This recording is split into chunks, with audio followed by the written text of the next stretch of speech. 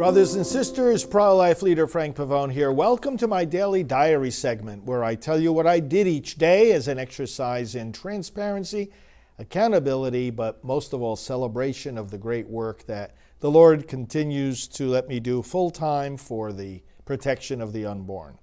What did I do from Monday, April 22nd through the Friday, the 26th? Okay, so Monday, I started off here at my office, did some early work at my desk, and among the things at my desk and emails and so forth had to do with meetings of our videographer Kurt, who will be coming here during these days, invitations being sent out to clergy for an upcoming conference in June on political matters. So I'm organizing a special Catholic component of this interdenominational conference. Communication with staff about the transitioning. It's an upgrading to our email system, and we have to make sure that it's clear to them which email addresses we need and which ones we don't. So I'm giving some input into that in as much as the things that relate to me. Getting some photos. This was an interesting thing. It brought me back to some good memories. You know, some of these pro-life people who have been arrested and imprisoned unjustly because they didn't do anything wrong. I know many of them, and so we're putting out the word about their situation, and so I helped one of our staff persons find some photos of me with some of these folks, and then plans for email blasts going out to our entire list. So on Monday, of course, our morning staff briefing was held as usual at 8:30. I connected with staff for different tasks and so forth. At 9:45, I had an appointment virtually with a nutritionist. Now, not that there's anything wrong. I'm taking a proactive step here to make sure that I'm eating healthy. You know, when you're on the road as much as I am, it's very easy to fall into bad eating habits, although mine are pretty good nonetheless. Then I had a great meeting with this nutritionist and making sure I am on the right track with my eating patterns. Continued working at my desk. At 11 o'clock, I went into the radio studio and had to tape some segments for Radio Maria. At 11:30, there was an important meeting with various staff people to follow up on the Florida pro-abortion amendment that we are fighting against. Had some lunch, connected with other staff. And then at 1 o'clock, some visitors came by. You know, we are very happy when people from various parts of the country come to Florida, come to see our office. We give them a tour, and then one of our staff people, you've met Mary on these programs. Mary gives them a tour and then brings them in to greet me, so we have a nice conversation together. Two visitors from Minnesota came to see us. Very grateful for that. And then met with our 1 o'clock also, greeted them briefly, and then went into a meeting with one of our technology associates. And then at 2 o'clock came into the studio here and taped an episode of Praying for America. Then at 3 o'clock was here in the studio, and I interviewed Eric Metaxas about his documentary film and book called Letter to the American Church. He's working very much in the same way that we are to activate the clergy and the churches. Then at 4 o'clock, I had another taping of Praying for America. One of my staff people and I put some signs out in front of our building on the lawn for voting no on Amendment 4. That's the pro-abortion ballot initiative here in Florida. 4:45, I had a meeting with our correspondence associate, Mary.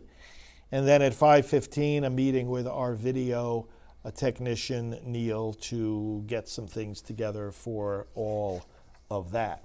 And then just quiet work in my office the rest of the day, the rest of the evening. And then went to bed early because the next day would be a travel day. So I got up early on the 23rd and did various work at my desk before getting picked up for the airport at about 7:45. What kind of work, and then this continued during the day as I work in the car, at the airport, on the plane, but various topics here with emails. EMTALA, the federal law that the Biden administration is trying to use to force doctors in Idaho to do abortions in emergency rooms, even though Idaho has a law protecting the unborn, and even though the EMTALA law itself says that both the mothers and the unborn should be treated But leave it to the pro-abortion people to push abortion in any way they can. In any case, that's a case being heard in these days at the Supreme Court. So I did some work in regard to that. Did also some work with our constitutional attorney on the Pregnant Women's Fairness Act, which, again, the Biden administration is trying to put abortion into that employers have to accommodate their employees if they go to get an abortion. And we're making it clear we would never comply with any of that. We don't expect to get the request either, but we're making it clear we will not comply with that. Doing planning for a seminar at Coral Ridge Presbyterian Church about this ballot initiative, communication with pro-life ultrasound pioneer Shari Richard, various video clips talking with my team about these, broadcasting meetings for brainstorming for new different broadcasts we have to do. Some work on the Omaha situation, interesting thing in Nebraska about lobbying to change the way they count their electoral votes, because there's automatically a benefit to the Democrats with that Omaha area electoral vote. They do it differently than 48 other states. So we're lobbying for a change there so that the winner of Nebraska gets all their electoral votes in the presidential race. State battles, again, communication with the leaders about all of this, and then approval of one of our press releases. Now, Tuesday the 23rd, I took a mid-morning flight to Salt Lake City. So the flight, about 4 hours. I did lots of work on the plane. I had to write some things, working on my laptop and so forth. So I went to Salt Lake City, Utah, landed there, got to the hotel, and immediately started networking with pro-life leaders arriving for the Heartbeat International Conference. In fact, I set myself up in the hotel lobby. There was a table there. I got out my laptop. I started doing work there. But then as various pro-life leaders, pregnancy center directors, people I've known through the years and interacted with in all different places, were coming up to me and greeting me, and we were having some good conversations. We were all gathering for the conference of Heartbeat International, which is a network of pregnancy centers. These were people who, by the hundreds, were coming, who work day by day in the pregnancy centers, counseling not only moms and dads to protect the life of their unborn child, but also counseling those who've had abortions. That's a part of what many of these centers do. So I did that for the rest of the day, settling in there at the hotel, settling at the conference, meeting with all the leaders, and this would go on now for the next few days. Wednesday, the 24th of April. First of all, it was a combination, it was a back and forth between this networking at the conference. Now, there were presentations going on. There were meals that the gathered participants had in common. And there was a whole exhibit area where different ministries had their booths. We usually have one. And we were about to have one this year. The only reason we couldn't was that our staff person had an emergency, the one who was going to handle that, and couldn't come. So the day was spent going between networking with the leaders, going to the various meetings, and talking with one after another of our colleagues in the movement in that exhibit area. And then between that, and also checking in with my office and keeping up on things that had to be done and checking in on my emails. As far as email checking in, podcasts that have to be planned and promoted, invitations to clergy for that political conference I talked to you about, writing and finalizing the foreword of a new pro-life book I've been requested to write, more planning of seminars on the pro-abortion ballot initiative, plans for upcoming trips, plans in regard to our pro-life vote effort, and plans for media interviews and responding to invitations. But the schedule itself, did work at my desk starting at about 5:30. Had breakfast. Actually at 6:30 got on the Zoom to have our staff briefing. It was 6:30 a.m. Mountain Time where I was, 8:30 here Eastern Time. Talked with staff, met with some individuals. Then after the briefing, I had to meet with our data team at 9:30. So, but in between that, I went down for breakfast and started networking with all the people at the conference. Did that until about 9:25, and then had a data meeting at 9:30. Went back down, networked some more, visited the exhibits, had great conversations. A lot of planning gets done in these situations and catching up with leaders. 11 o'clock, I had a phone call with one of our important pro-life activists up in New York. Then at 11:45, I had a call with our special counsel. He does constitutional work for us, and we were talking about some proactive steps we can take to push back against some of these things I was talking to you about regarding the Biden administration trying to insert abortion everywhere that they can.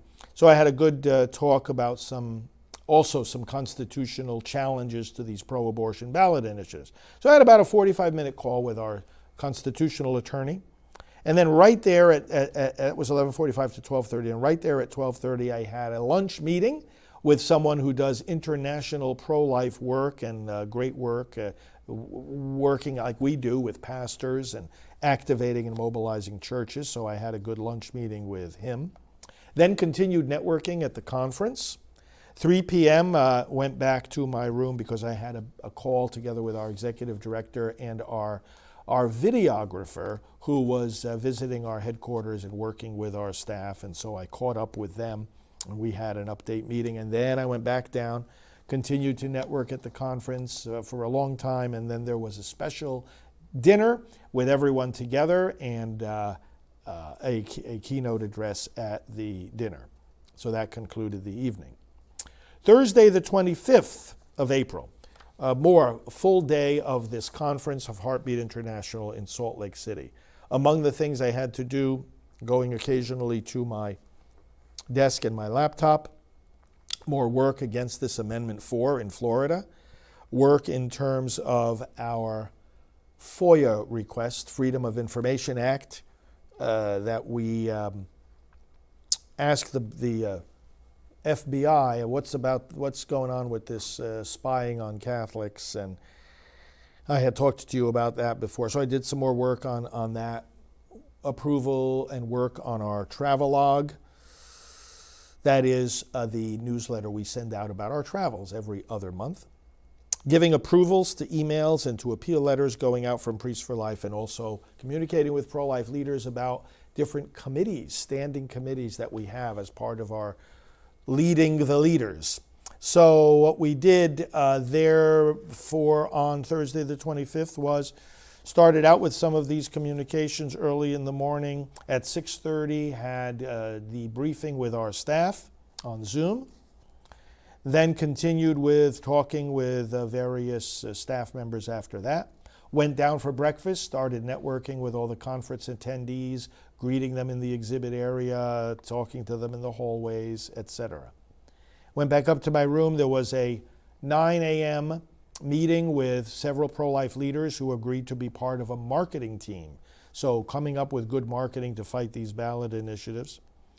Then there was another meeting at 10 a.m. with some pro-life leaders that agreed to work on a political action committee. And not technically a PAC, but a committee to help the pro-life groups accomplish more with mobilizing the pro-life vote. Had that call at 10. Then went back down to network with the conference. We had a special lunch of everybody together. So, of course, I took part in that, and there was a talk.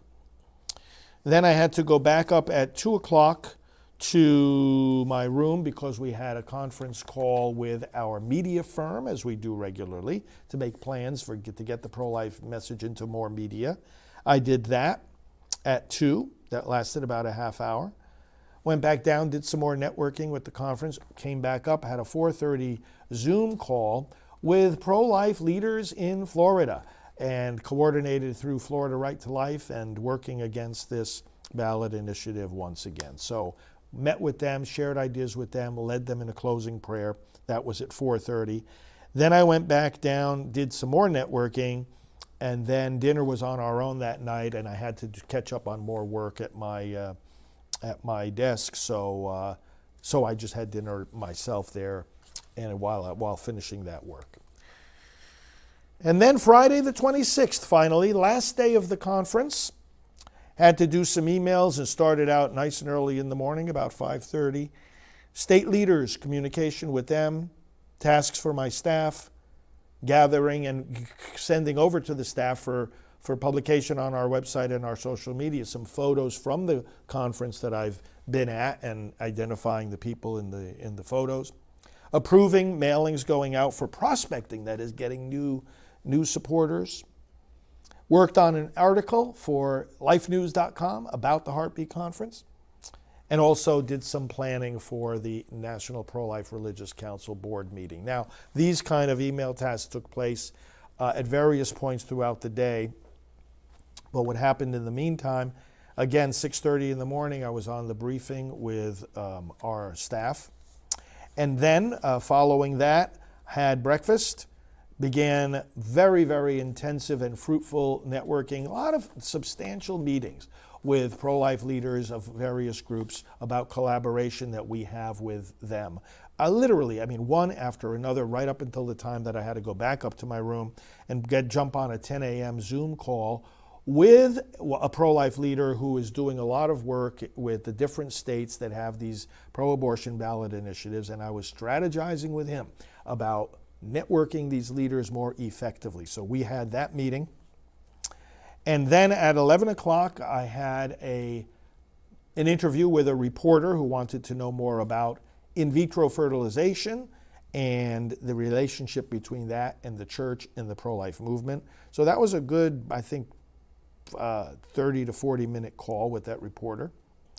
Then I went back down and we had a big luncheon, all the members, the participants in the Heartbeat Conference, with a keynote speaker from the Babylon Bee, Kyle Mann, whom I know. He's the editor-in-chief there, so I greeted him as well.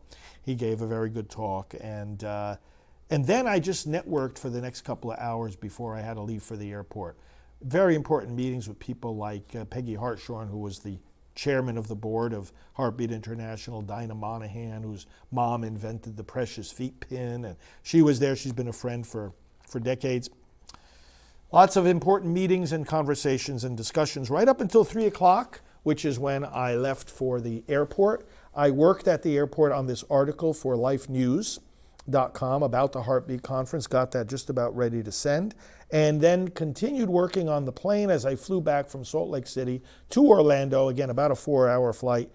And we landed after midnight, but I was working on many things and catching up on my laptop with communications, emails, and things that I had to write. And then was driven back to my headquarters and went to bed. Oh, I had a call with a pro-life leader, actually, once I got back. So that call went well after 1 in the morning. Some emergency things that were arising on his end that we discussed. Okay, so those were the days from the 22nd to the 26th of April. Hope your days are going well. Fruitful in the Lord and zealous for the pro-life cause. May you be blessed and strengthened. Talk to you soon.